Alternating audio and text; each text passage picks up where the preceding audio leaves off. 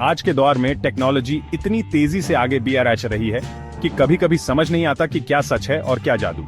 ऐसा ही एक जादू है आर्टिफिशियल इंटेलिजेंस, और उसका दिल है आर्टिफिशियल न्यूरल नेटवर्क यानी ANN।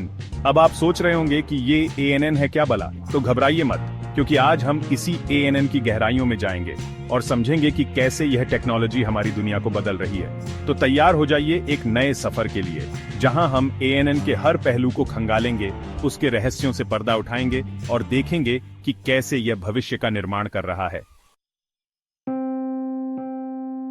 अब दोस्तों, आइए ANN की संरचना को समझते हैं। आप इसे ऐसे समझिए जैसे हमारा दिमाग न्यूरॉन्स से बना होता है, वैसे ही ANN भी न्यूरॉन्स से बना होता है। लेकिन ये न्यूरॉन्स सिलिकॉन चिप्स पर रहते हैं, दिमाग में नहीं। ये न्यूरॉन्स आपस में जुड़े होते हैं और लेयर्स में व्यवस्थित होते हैं।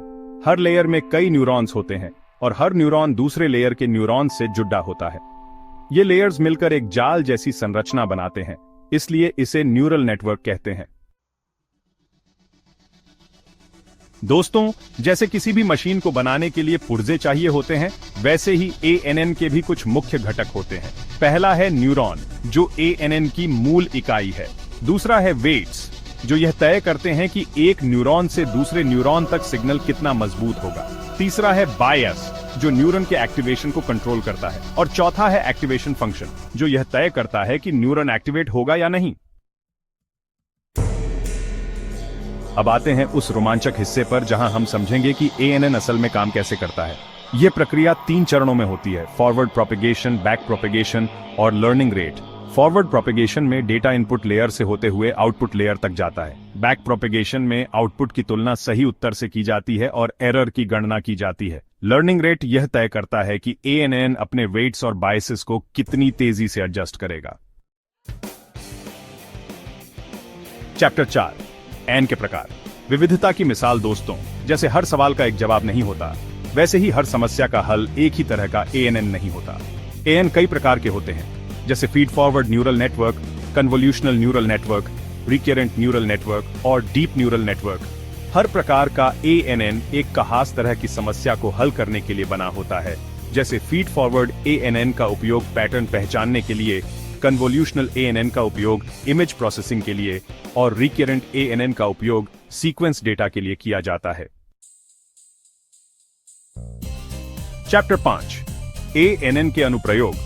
अनगिनत संभावनाएं। अब आते हैं उस सवाल पर जो आपके मन में जरूर उठ रहा होगा: ANN का उपयोग कहां कहां होता है।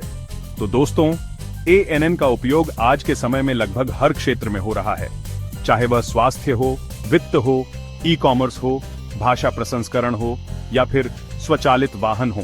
स्वास्थ्य क्षेत्र में इसका उपयोग बीमारियों का पता लगाने के लिए, वित्त में धोखाधड़ी का पता लगाने के लिए, ई-कॉमर्स में ग्राहकों को बेहतर अनुभव प्रदान करने के लिए, भाषा प्रसंस्करण में भाषा अनुवाद के लिए और स्वचालित वाहनों में वाहन को नियंत्रित करने के लिए किया जाता है। चैप्टर 6, उदाहरण। बिल्ली या कुत्ता। अब दोस्तों, आइए एक मजेदार उदाहरण से समझते हैं कि ANN कैसे काम करता है।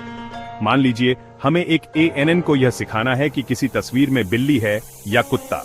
इसके लिए हमें ANN को हजारों तस्वीरें दिखानी होंगी, जिनमें से कुछ में बिल्ली होगी और कुछ में कुत्ता।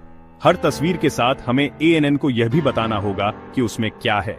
धीरे धीरे ANN इन तस्वीरों से सीखेगा और खुद ही बिल्ली और कुत्ते में अंतर करना शुरू कर देगा। उतरो ANN भविष्य की नींव। तो दोस्तों, आज हमने जाना कि ANN क्या है, यह कैसे काम करता है और इसका उपयोग कहां कहां होता है। यह कहना गलत नहीं होगा कि ANN आज के समय की सबसे महत्वपूर्ण तकनीकों में से एक है, जो हमारे जीवन को हर तरह से बदल रही है। मुझे उम्मीद है कि आपको यह वीडियो पसंद आया होगा।